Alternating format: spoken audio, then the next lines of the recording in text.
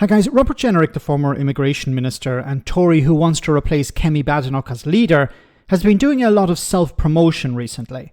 He also put the cat amongst the pigeons when he suggested that the Conservatives should consider working with Nigel Farage when it comes to the next general election, something that has shocked and angered many within his party. However, one of the things that he keeps banging on about is leaving the European Convention on Human Rights and replacing it with a British Bill of Rights. Now, there's one major problem with that, as journalist Lewis Goodall schools a Tory MP on.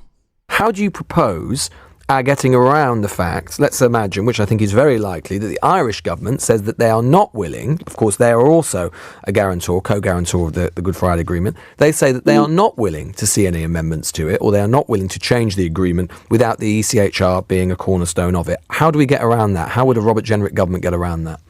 As I said, it will be about looking at how we can enshrine in our law, in agreement, through treaty and so on and so forth with the Irish, how we can enshrine our law. What if the Irish say no?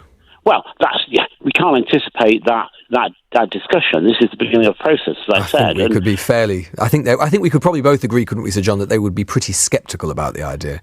Yeah, but neither you, Lewis, in all your wisdom, nor me in my less wisdom, because who's got more wisdom than you, but neither of us could anticipate exactly what position the Irish would take, and there would need to be a negotiated settlement, which I think we could achieve. Robert set that out. I mean, look, we either leave this ECHR and free ourselves from the interference of those foreign judges who are stopping us doing what the British people want, which is to deport those people who come to this country, commit crime, pose a danger to Britain. Not unreasonable, is it? Oh my goodness, it's not a foreign court and they're not foreign judges. It's an international court. Even if it was located in London, it would still be an international court. The UK has a judge on that court. Now, let's get to the main point here.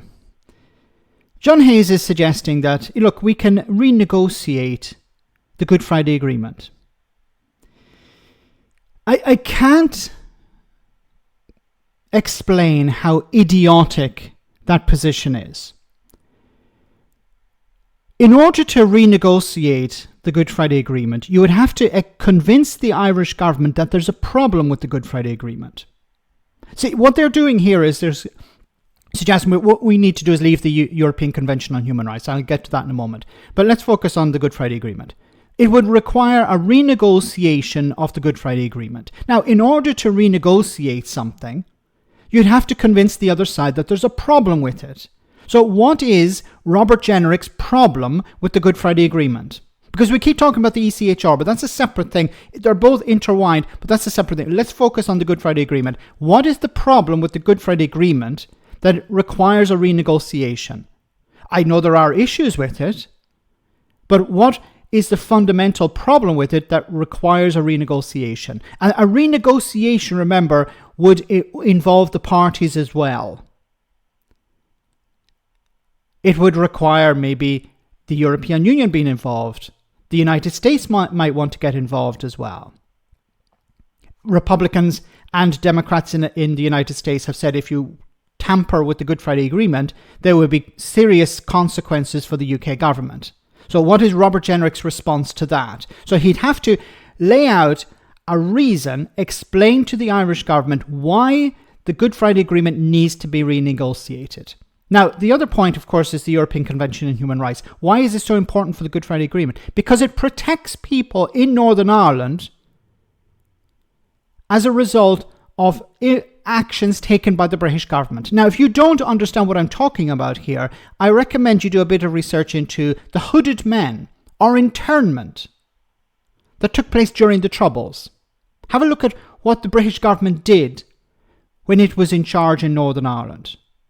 The atrocities, breaches of human rights. That's why it's so important that there is a court above a British court that will protect human rights in Northern Ireland.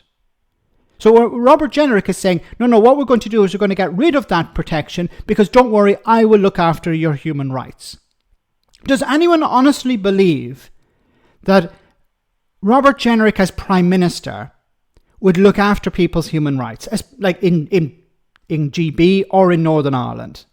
Anyone honestly put up their hand and say, yes, I trust Robert Generick, who has flip-flopped on pretty much every issue, who's a charlatan, who has lied in the past, do you believe him to protect your human rights to the extent that you don't need an external court to do that? See, this is the problem here. The European Convention on Human Rights protects people from human rights abuses by the British government. If there was just a Bill of Rights, who would enforce that? It would be a British court. But what would be in place to stop Parliament from suspending the Supreme Court? There's been a lot of criticism of the Supreme Court over the last number of years. What if the British government decided we're going to get rid of the Supreme Court? So it'd be just Parliament. How would human rights be protected? I'm not even talking about Northern Ireland here. I'm just talking about in general. That's why it's so important to have an external court. And notice the rhetoric here. It's a foreign court, foreign judges. No, it's an international court. There to protect human rights in Britain and in Europe and other countries that have signed up to it. It's really important that we do not hope that our governments will protect our human rights. It's important that we have someone above that. Is the ECHR perfect? No, it's not. Nobody has said that it is perfect. Maybe there are some reforms that need to be implemented, but you reform from within. You don't leave. So Robert Generick should be going nowhere near the ECHR. Robert Genrick should be going nowhere near the Good Friday Agreement. And the Irish government, I could put money on it, put my hand on my heart, the Irish government would not entertain the idea of renegotiating the Good Friday Agreement unless there's a really good reason for that. And the reason could not be, we don't like foreigners and we want to kick them out.